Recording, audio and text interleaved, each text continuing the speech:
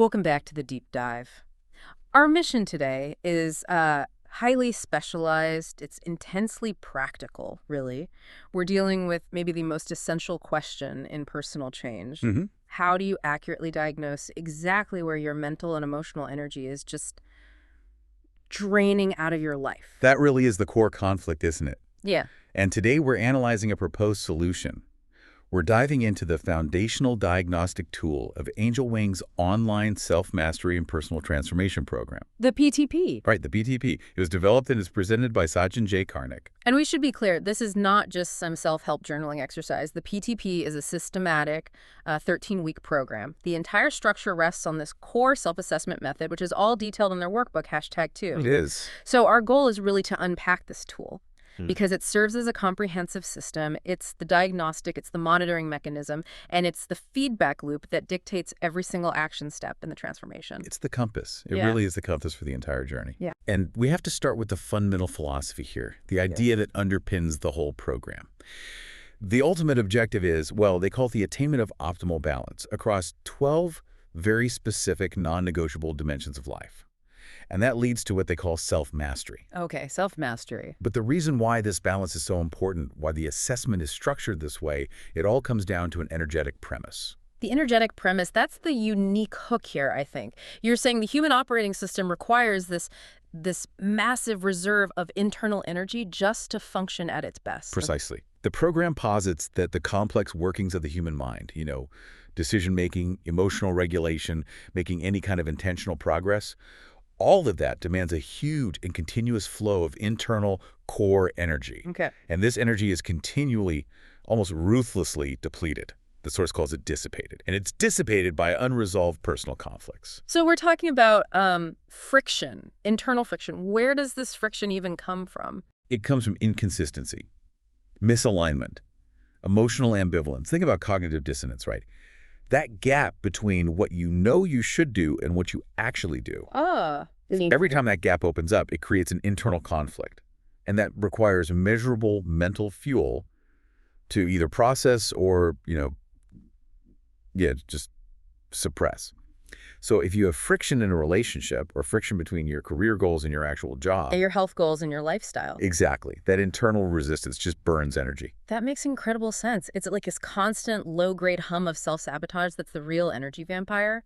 We think of energy loss as just being physically tired, but the PTP sees it as this continuous drain caused by internal contradiction. Exactly. This discord is corrosive.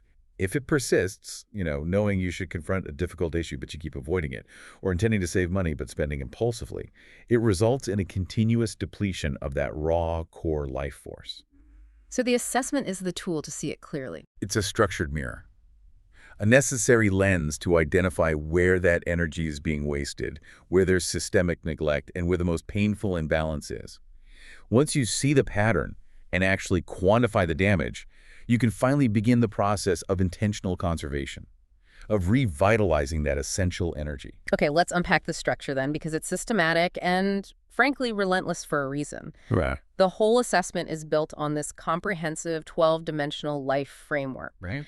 And crucially, it's conducted weekly, every week for the entire 13-week program. So that means you, the participant, are forced to look at yourself with this incredible consistency. You can't hide. No, this isn't a casual annual checkup. It's a longitudinal tracking system. And that weekly repetition is non-negotiable for a reason. It forces accountability to your daily choices. We often forget the cumulative effect of small decisions, right? All the time. But when you have to assign a number to your physical health every Sunday night, you start noticing that, that pizza you ate on Wednesday actually had a measurable effect. And now you have to record it. It turns self-reflection into a concrete, measurable habit. And the method of quantification, it relies on a pretty robust 0 to 10 scale. We should probably detail exactly what those numbers mean because they have very specific meanings in this PTP methodology. They do. A zero signifies the absolute lowest possible level of functioning, a critically deficient state in that dimension. It means you are, for all intents and purposes, broken or completely failing in that one area. So if you rate your finances a 0. It means you have no control. Maybe you're facing immediate insolvency. There's no functioning system in place at all. It's total chaos. And a 10 represents the highest achievable condition. But it's not theoretical perfection, which is, impossible. Right. It's not about being perfect. It's about optimal functioning and the absence of any meaningful need for improvement in that specific domain. It's your current potential fully realized. So it's a measure of my current capacity against my ideal function. For you. Right. Exactly. Your physical health is a 10. It means your fitness, your nutrition, your general well-being are exactly where they need to be. And you're adhering perfectly to the routines you know are necessary for yourself. Okay, so here's where it gets really interesting and frankly a bit challenging. Participants are strongly encouraged to use decimal values. We're talking 5.5, 5.25, maybe even an 8.1. Mhm. My initial reaction to that is, aren't we creating a kind of pseudo-precision here? Doesn't forcing that level of detail in a subjective self-assessment just introduce more cognitive load, more overthinking instead of actual clarity? That's a fundamental challenge, I agree, but the program argues the exact opposite. It's designed to reduce lazy categorization. How so? Well, if you force yourself to choose between a 7 or an 8 for your social life, you might just default to the higher number out of, a bit of vanity. But forcing you to consider, wait, am I really an 8? No, I'm not quite there. But I'm better than 7.5. I think I was 7.75. That demands a much higher level of conscious sincerity. So the decimal point acts as a mental friction point itself. It forces you to more closely observe the subtle fluctuations in your lived experience. Exactly. It ensures the score truly captures the nuances of improvement or, degradation from week to week. It discourages intellectual sloth. That's a great way to put it. The PTP relies on sincerity, candor, and non-defensive self-observation. And using the decimal is just a tool to ensure that genuine self-examination happens, especially since the assessment is private. There's no external judgment. It's only the mirror reflecting back at you. And that leads directly to the core concept that prevents this from just becoming 12 separate to-do lists: holistic interdependence. This is so crucial. While the diagram has 12 distinct boxes, career, finances, spiritual life, they are explicitly understood to be completely interconnected, interdependent. So it's not 12 separate gears. No, it's a single, integrated system. And it's powered by that one single core energy source we talked about. So if I have a really low score in, say, dimension 10 environment, because my home is a mess, it's disorganized and cluttered, that chaos is actively draining my energy, which is then going to drag down my ability to focus at work in D1. Which then affects your savings goals in D2. Creating stress, which then hits my mental health, D4. It's a vicious cycle. Precisely. If one dimension is neglected, it will steal energy from the others. Compartmentalized self-evaluation, which a lot of traditional systems use, it just fails because human life isn't a collection of isolated parts. Right. Any change in one dimension inevitably influences the other 11. And this is why the structure demands balance. If you score a 10 in one area but a 3 in another, you are deeply imbalanced. And that imbalance is unsustainable over time. So how do they anchor the final score for each dimension in something concrete? How do you prevent that weekly rating from just being an emotional whim? That's where the evaluative criteria and the averaging principle come in. Oh. It's the mechanism of structure that anchors the subjectivity. For most of the dimensions, the final composite rating isn't a single guess. It's the average of 3 specific criteria. 3 criteria for each one. Right. You rate each of those criteria independently on the 0 to 10 scale, and then you just total them up and divide by 3. And then that gives you the single composite score for the week. This sounds like it's designed to mitigate that I had one bad meeting, so my whole life is a for today bias. Absolutely. It forces you to look at the component parts. If you had a terrible meeting, which might affect your job satisfaction score, criterion 1 of D1, Okay. you might still be progressing perfectly on your long-term goals, which is criterion 2, and you might be maintaining excellent work-life balance, which is criterion 3.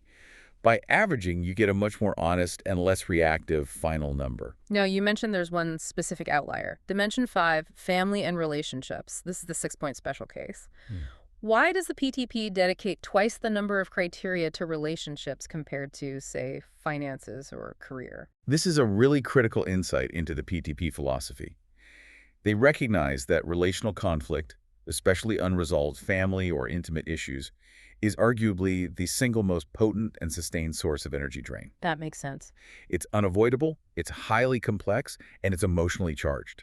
So to avoid sidestepping this immense complexity, they require you to evaluate it across 6 criteria, split between general family dynamics and intimate partnerships. It's an intentional emphasis. It is. It shows that they believe relational health is a disproportionately high-risk factor for systemic imbalance.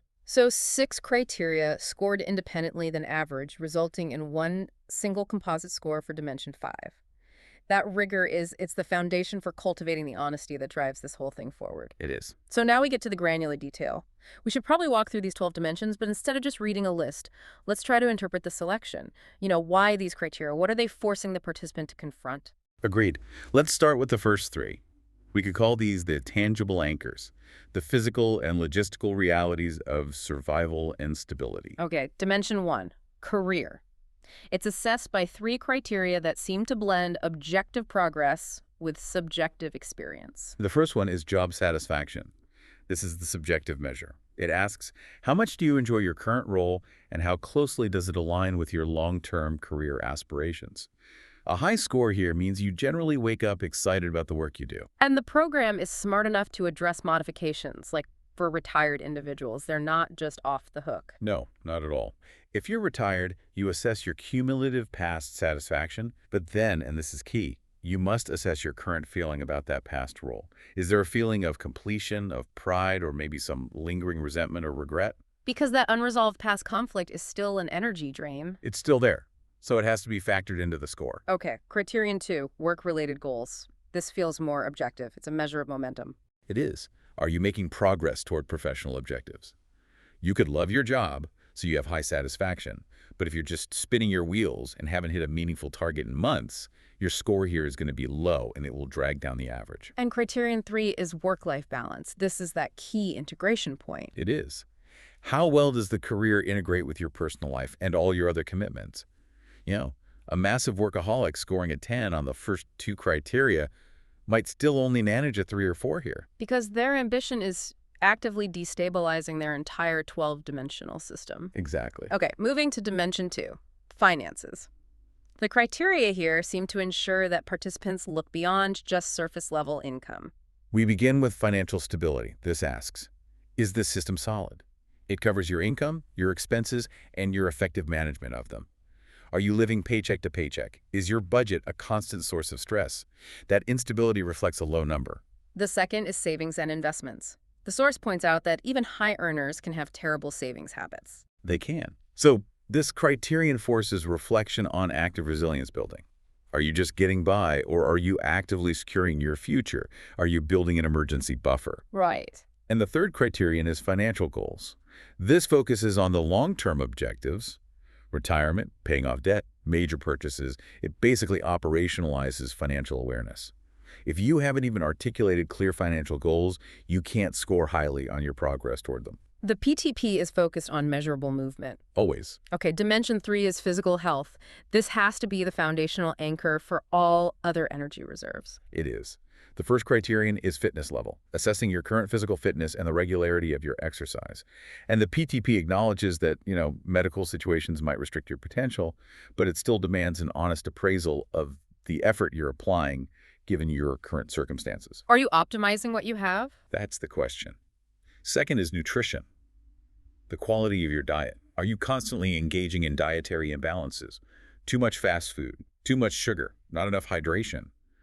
The number has to reflect the degree to which your diet is currently serving your optimal health. And third, overall health. This is the general check-in, factoring in any chronic conditions or existing issues. And the combined average of these 3 is so critical because, as we said, if this foundation is weak, every other dimension will eventually suffer.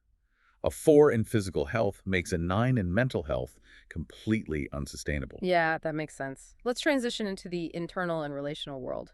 Dimension 4, mental health, the landscape of the mind. So the PTP assesses mental health using 3 criteria. First is mental well-being. This is the high-level assessment of your current stress levels, your anxiety, your general outlook. Are you optimistic, or are you consistently viewing the world through a lens of fear or scarcity? Second, coping mechanisms. This requires a hard, honest look at what happens when difficulties come up. Right. Are your current mechanisms effective? Are you resorting to avoidance or unhealthy distractions or even self-destructive behaviors? A robust score here means your coping strategies are constructive and mature. And the third criterion, which overlaps in a really interesting way with D7, is personal growth as it relates to mental agility. Yeah, the capacity for self-improvement and self-development is a direct indicator of mental health. Stagnation is often a symptom of mental exhaustion or burnout. The ability to learn and adapt is core to your mental capacity. The source also gives a fascinating side note, mentioning that D4 intersects deeply with emotional health, how effectively you handle stress and anxiety, how your feelings impact your relationships, and the level of self-awareness you have about your own emotional landscape. It really reinforces that mental health is a proactive domain. It's not just about managing a crisis. Absolutely. Okay, now we have to tackle the giant. Dimension 5, family and relationships. The 6-point special case. And we really need to dedicate some time to why the PTP considers this so critical. It's divided into general family relations and intimate relationships. Right, so let's look at the first set. General family relations, that's 3 points. Criterion 1 is family relationships. This covers the quality and health of relationships with everyone, immediate family, in-laws, children. The question isn't whether they're perfect, but are they supportive and healthy? Criterion 2, supporting communication. This is vital. It demands an assessment of the quality of communication. Not just the quantity. Are issues openly discussed, or is there a history of avoidance or emotional stonewalling? Is the support system within the family reciprocal? Because if you're the only one giving, that's a huge energy drain. And criterion 3, family goals. Are the family's shared aspirations aligned with the current situation? Do you, as a unit, feel like you're moving toward a shared future, or is everyone just rowing in different directions? Now, the second set focuses exclusively on romantic and intimate relationships. It recognizes that this partnership operates under a different level of vulnerability and intensity. Okay. Criterion 4 is relationship satisfaction, your subjective happiness and fulfillment derived from the partnership. It's really about emotional resonance. Criterion 5, communication and understanding. Again with communication, but focus strictly on the intimate partnership. Is there deep mutual understanding, or are you constantly misinterpreting each other? Poor communication is just a constant source of dissonance. And criterion 6 is future outlook. This forces a long-term view. For those who are dating or newly involved, it's about considering the long-term potential. And there are modifications here too, right? Yes. If you're not currently in a relationship, you have to assess your feelings about past relationships and how those unresolved emotions are currently affecting your core energy. Are you carrying baggage that's weighing you down? Wow. That level of detail for just Dimension 5 tells you everything you need to know about the PTP's priorities. They're basically assuming that if you score poorly on 6 distinct relational criteria, the resulting energy drain is so catastrophic that no amount of success in career or finances can compensate for it. You cannot master yourself while simultaneously enduring deeply dysfunctional relationships. It's the highest leverage point for energy conservation or dissipation. The numbers just force you to confront that reality. You simply cannot fudge 6 separate scores without acknowledging the systemic problem.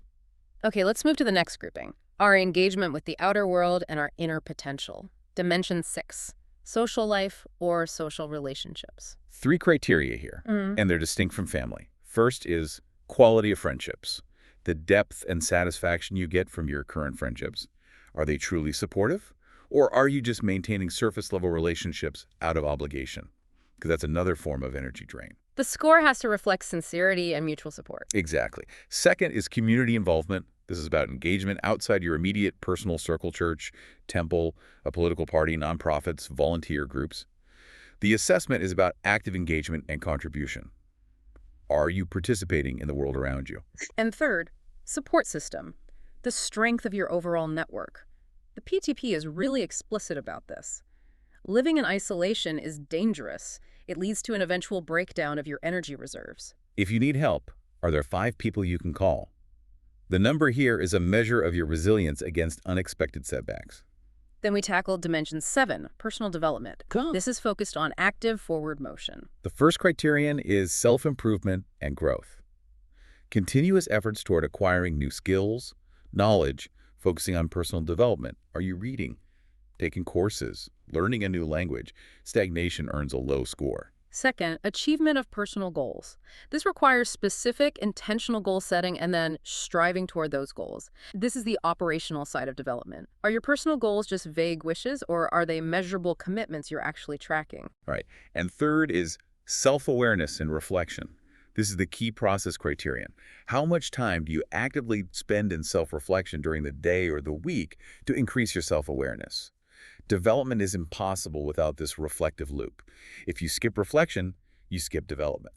Finally, in this grouping, we have Dimension 8, spiritual life or religious life.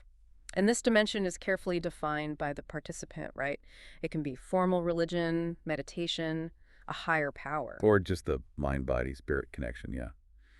The first criterion is personal beliefs, the strength and clarity of those beliefs.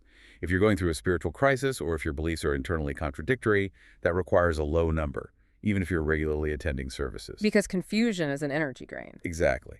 Second is practice and participation, your involvement and regularity in those chosen spiritual or religious practices. But here is this massive caveat the PTP includes. I found this fascinating. Participants are explicitly cautioned against over-involvement.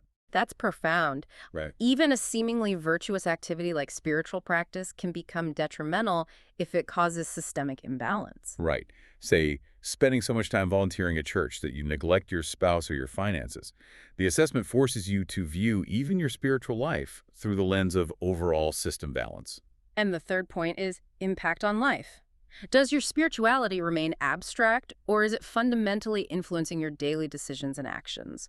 Is it integrated into your ethics and your behavior? A critical check. We're wrapping up the 12 dimensions now with the often neglected aspects of life: rest, surroundings, giving back, and the future. Dimension 9, recreation and leisure. This is about restoration, which is so critical for energy replenishment. Criterion 1, leisure activities. The amount and quality of them. Are they actual sources of deep rest and genuine fun, or are they just passive consumption, like scrolling endlessly on your phone, which we often mistake for rest? A huge distinction. Second is enjoyment and relaxation.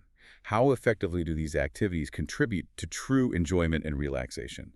This directly addresses that rat race tendency to eliminate any meaningful downtime. If you feel guilty while you're relaxing, your score will be low here. And third, balance with responsibilities. This is that systemic check again. How well are fun activities integrated and balanced with all your other life commitments?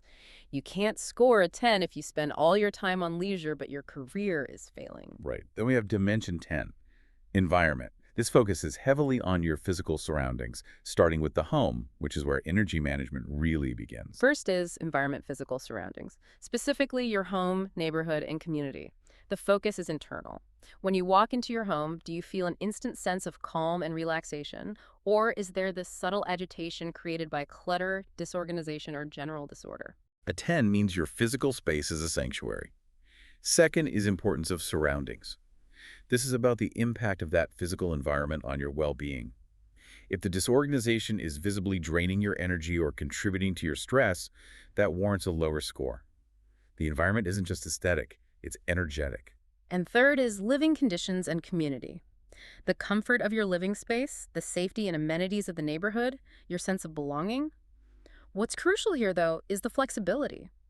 If a criterion, like community involvement, is genuinely not important or applicable to you, Then you exclude it from the rating entirely. which is important for maintaining the integrity of the personal assessment. It is. The PTP is focused on your internal coherence, not external compliance with every possible life activity. If a criterion doesn't matter to your life vision, it shouldn't skew your self-mastery score.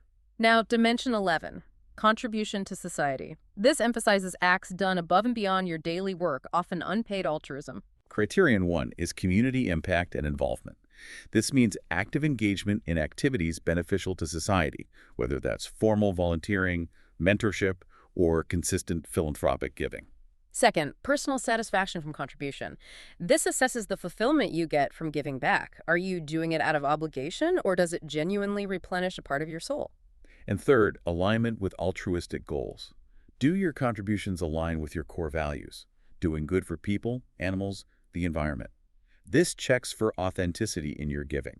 The source does note that while you can exclude this dimension if it truly holds no value for you, the program views that choice as generally indicative of an underdeveloped sense of interdependence with the world. Interesting. And finally, Dimension 12, life vision. This is the long-term reflective domain that structures your future energy investment. Criterion 1, overarching life goals. What are your long-term aspirations and how do they intersect with the other 11 dimensions? The PTP observes that most people have a sort of mixed-up vision. It's not clear, it's not specific. And that confusion immediately warrants a low number. Because confusion itself is a source of conflict and energy drain. Okay, Criterion 2 is future vision. How clear, specific, and confident are you in your vision for the next 6 months to several years? This focuses on the process. How much time are you dedicating to clarifying and articulating what you want your future to look like? And the third criterion is legacy. Reflecting on what you want to leave behind, how you want to be remembered, and the impact you wish to have on others or the world. It's an unavoidable confrontation with meaningful existence. And again, the PTP allows flexibility. If the concept of legacy is genuinely not important to you, that criterion can be ignored when you're calculating the average for D12. What's fascinating is that the assessment itself is so meticulously defined that you, the participant, simply cannot avoid looking at any area imbalance, whether it's your messy house, your unclear career goals, or your toxic relationships. Exactly. So now that we understand the structure, we can synthesize the why. The weekly assessment fulfills three core functions that collectively drive the PTP's transformation. It's not just a diagnostic tool. The first function is fundamental, cultivating honesty. It provides that safe, private context that forces you to observe your reality without defensiveness or self-deception. When you have to assign a 4.5 to your spiritual life, it just removes the facade. The second function is tracking progress. The weekly repetition lets you identify these longitudinal trends, subtle fluctuations, and recurring patterns over the 13 weeks. This enhances your awareness of cause and effect. You realize that skipping exercise 2 days in a row resulted in a measurable dip in D3 and D4 So you can do early detection of imbalance before difficulties become systemic. before they become entrenched, which is the definition of mastering the system. And the third and most critical function is driving action and change. The numerical outcome is specifically designed to be the bridge between passive awareness and intentional effort. A low score doesn't mean you're a failure.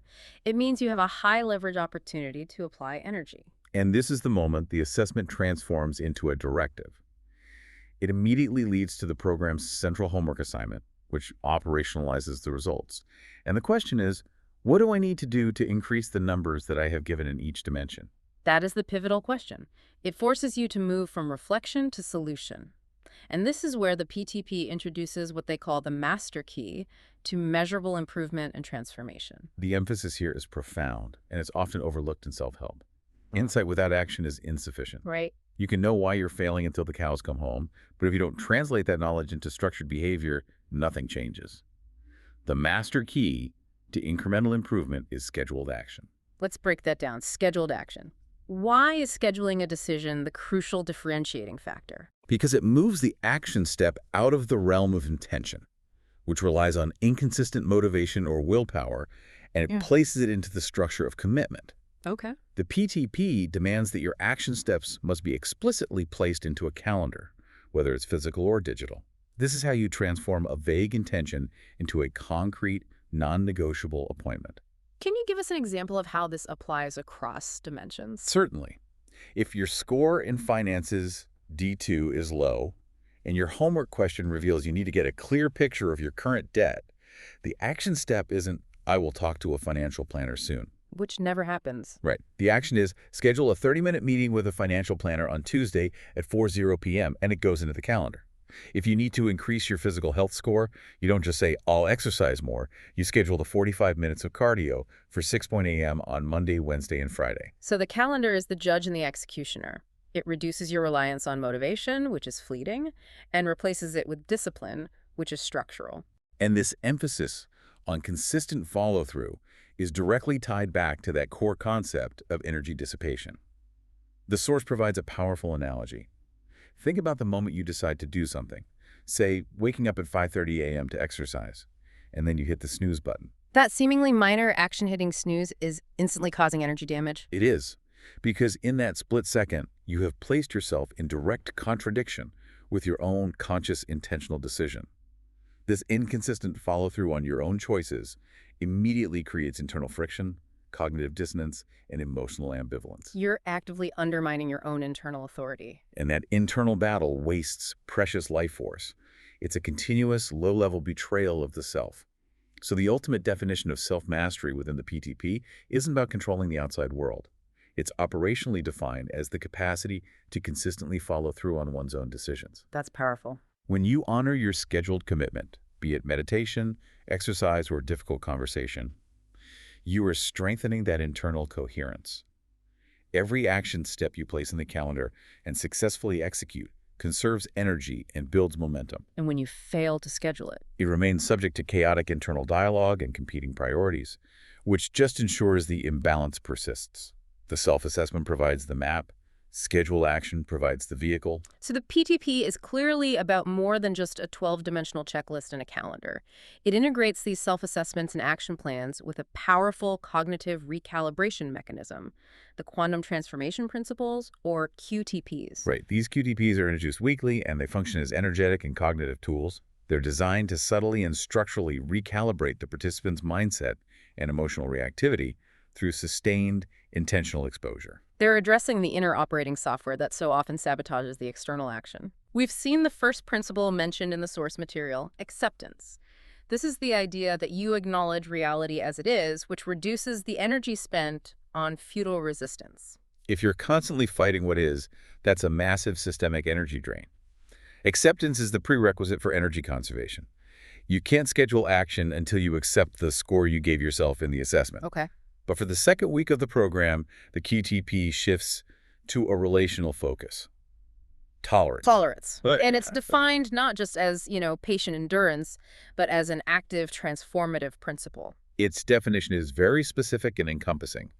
It means respectfully acknowledging and accepting differences in opinions, beliefs, and values among individuals. That's a profound shift. It's not just putting up with something, it's active acknowledgement. And it encompasses open-mindedness and the ability to engage with diverse perspectives without prejudice or immediate emotional reaction.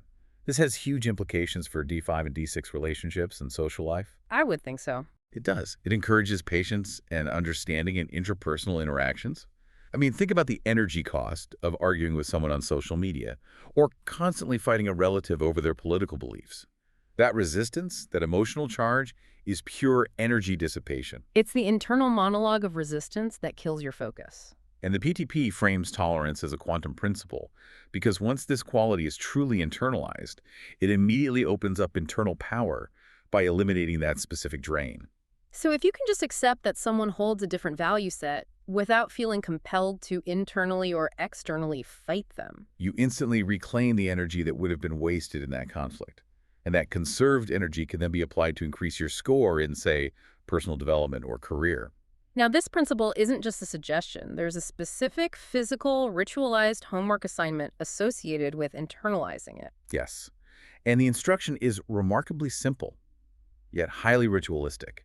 Participants are told to write the principle, the definition of tolerance, on a 3x5 index card. An actual index card. An actual index card. Then, and this is the key to the cognitive programming, the participant must read it once daily before each meal. That's 3 times a day, every single day for the entire week. Before you engage in a foundational life activity eating, you're priming your mind with this principle of non-resistance. The consistency and the timing are intentional. This ritualized repetition changes the mindset and, as the program describes it, creates a positive vibration before the meal. This conscious, consistent act subtly changes the core energy flow and influences your daily activity. It's about creating consistency in your cognitive orientation. Which then supports the consistency of scheduled behavior established by the master key. It ensures your internal software supports your external actions. You are literally feeding your mind the principle of tolerance alongside your body's fuel. It connects a foundational physical necessity, nutrition, with a foundational cognitive necessity, non-resistance.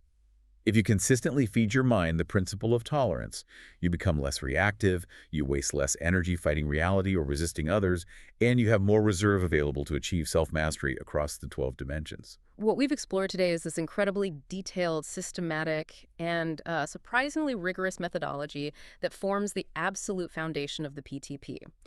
The self-assessment, detailed in work with #2 and developed by Sachin Karnik, is so much more than a simple checklist. It really is the program's reflective mirror. It is.